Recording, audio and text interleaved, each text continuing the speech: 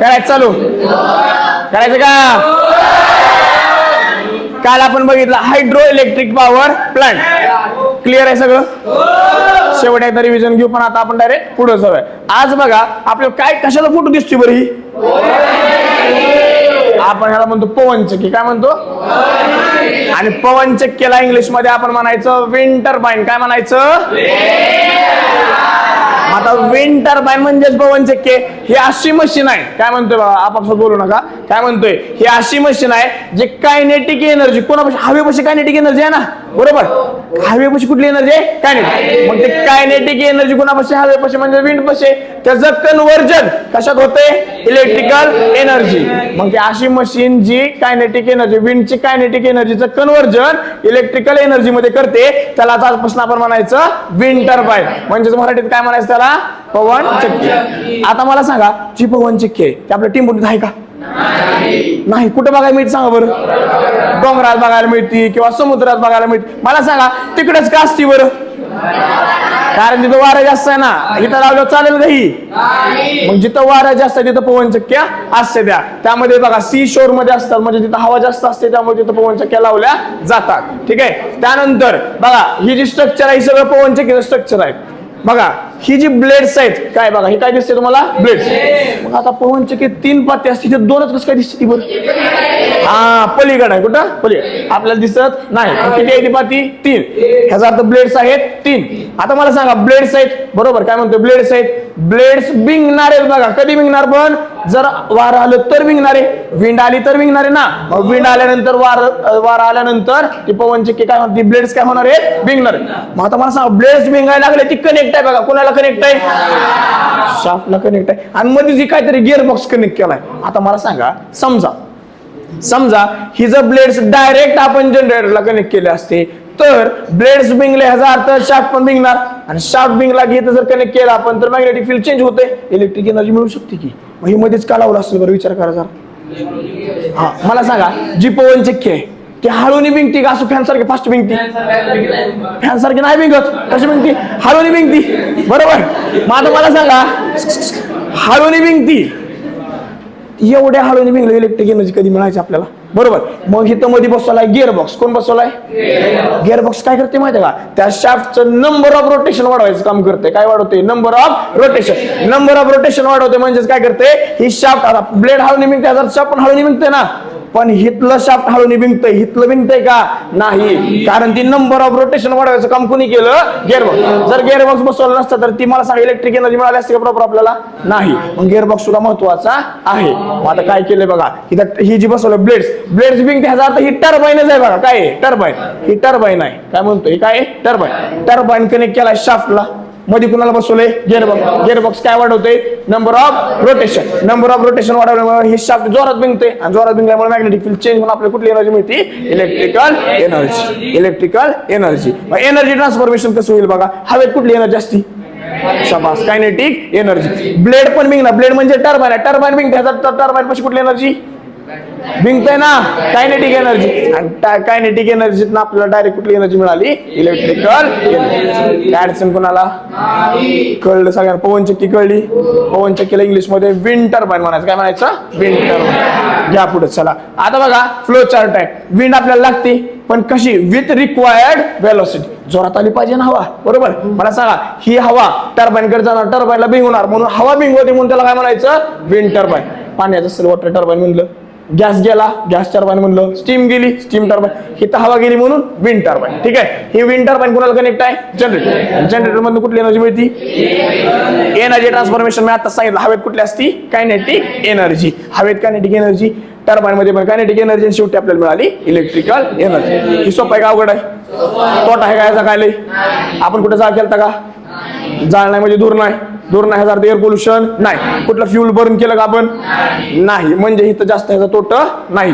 ठीक आहे. फक्त ह्याला काय पाहिजे? हवा पाहिजे. हवा नसेल तरी बिंगणार नाही. बिंगली इलेक्ट्रिक एनर्जी मिळत नसती. ही झाला आपला विंड पॉवर प्लांट. काय अडचण? कळलं सगळ्यांना?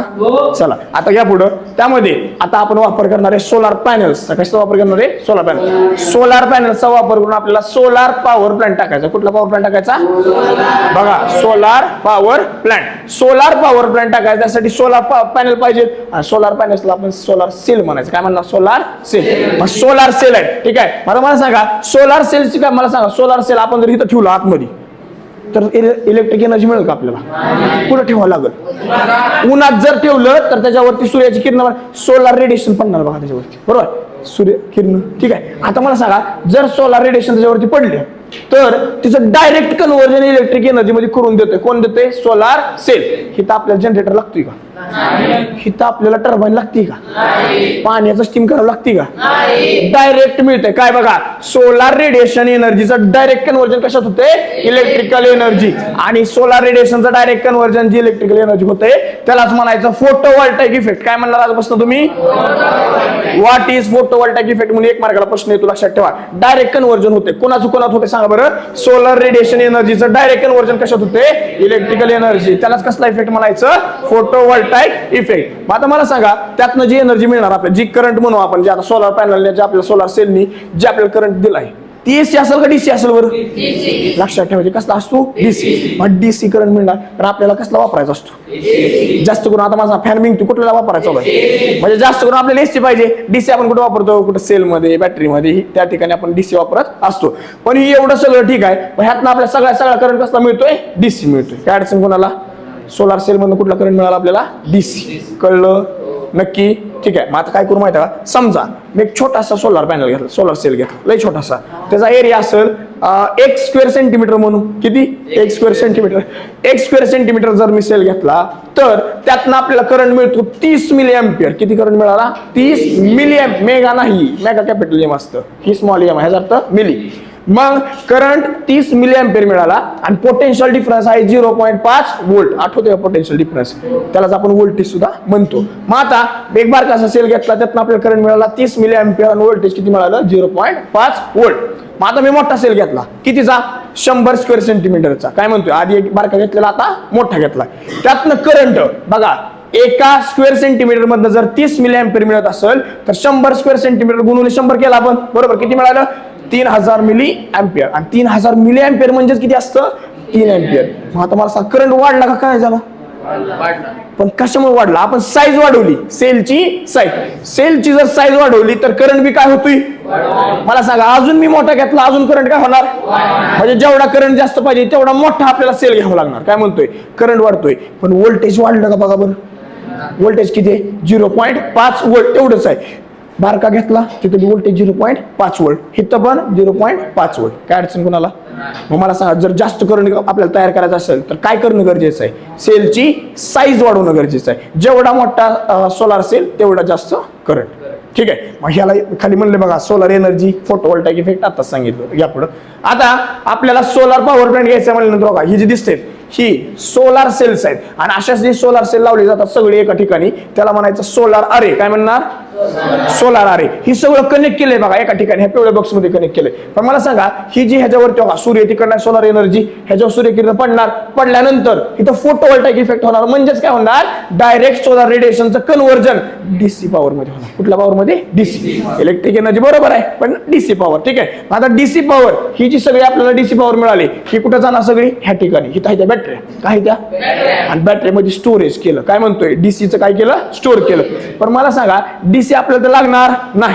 डीसी लागणार नाही. मग डीसीचं आपल्याला काय करणं गरजेचं आहे? आणि डीसीचं एसी करण्याचं काम करतं इन्व्हर्टर. कोण करतं?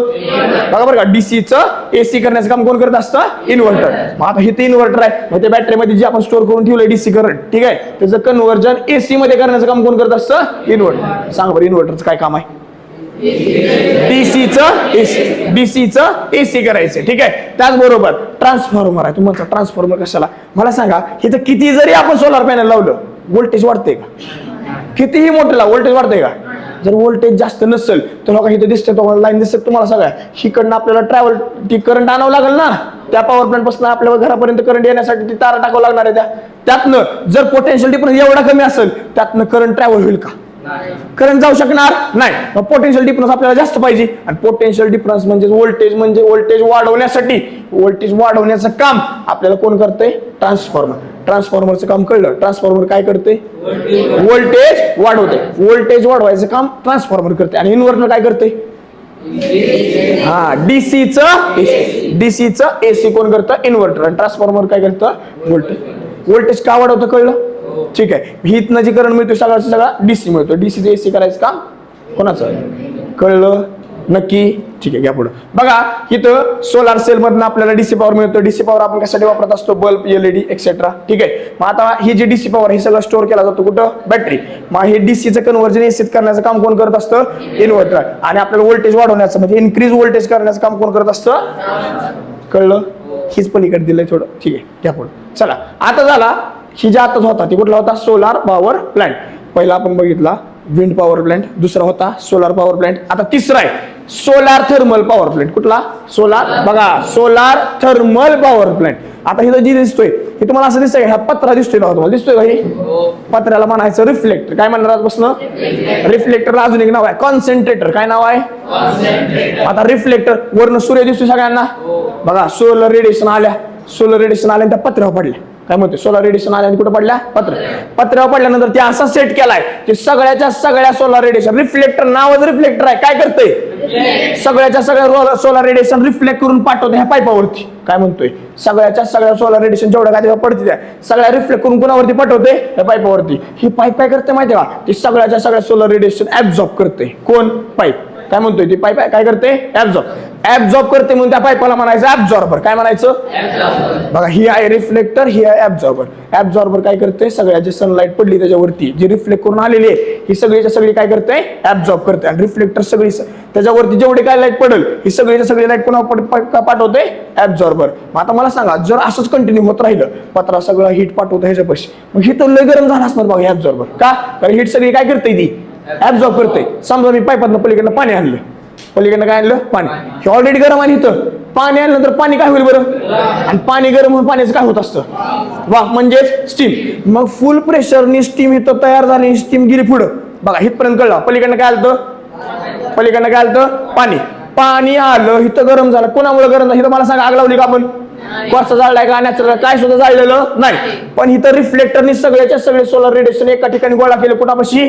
ऍब्झॉर्बरनी सगळी काय करून घेतलं? ऍब्झॉर्ब केलं. आणि ऍब्झॉर्ब केल्यामुळं वॉटरचं कन्व्हर्जन कशात झालं? स्टीम. आता मला पुढचं सांगा सुद्धा गरज नाही बरं का. ही जी स्टीम आहे ही स्टीम पुढे गेल्यानंतर काय होईल? बघा काय होईल सांगा बरं.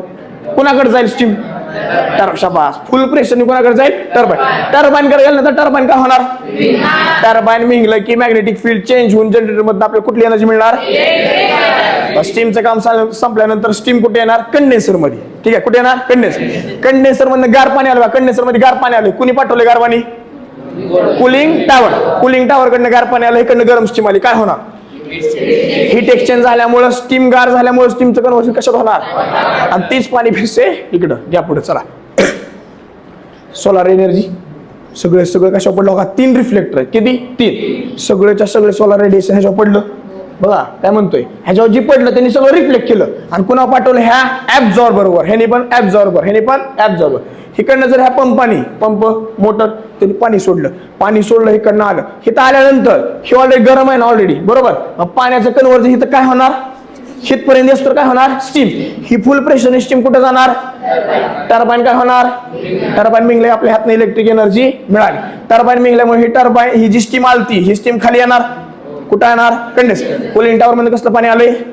कंडेन्सर मध्ये गरम स्टीम. ठीक आहे. मग इकडनं जी गार पाणी आलतं ही गरम स्टीम आलती. हीट एक्सचेंज झाल्यामुळं गरम पाणी गार झालं आणि स्टीम, ठीक आहे, गार पाणी गरम झालं आणि स्टीम काय झाली? गार. स्टीम गार झाल्यामुळे त्याचं कन्व्हर्जन झालं वॉटर. आणि तीच पाणी फिरसे इकडं. म्हणजे सायकल आहे बघा. आपण डबल पाणी यूज करणार नाही. ह्याला म्हणायचं सोलार थर्मल पॉवर प्लांट. काय म्हणायचं? Solar thermal power plant. मग आता जसं बऱ्यापैकी थर्मल पॉवर प्लांट सारखं आहे, फक्त आपण कोळसा जाळत नाही. ठीक आहे, कोळसा जाळत नाही. कशाचा वापर केला? सोलार रेडिएशनचा वापर केलेला आहे. कळलं सगळ्यांना? आज बघा आपण टोटल किती झाले बघा पॉवर प्लांट. एक तर thermal power plant, nuclear power plant, natural गॅसचा पॉवर प्लांट, ठीक आहे, त्यानंतर hydro electric power plant, wind टर्बाईनचा पॉवर प्लांट, त्यानंतर सोलार पॉवर प्लांट आणि शेवटचा सोलार थर्मल 7 पॉवर प्लांट आपण शिकलेलो आहे. आणि अशा प्रकारे आपला धडा संपलेला आहे. ओके, ठीक आहे.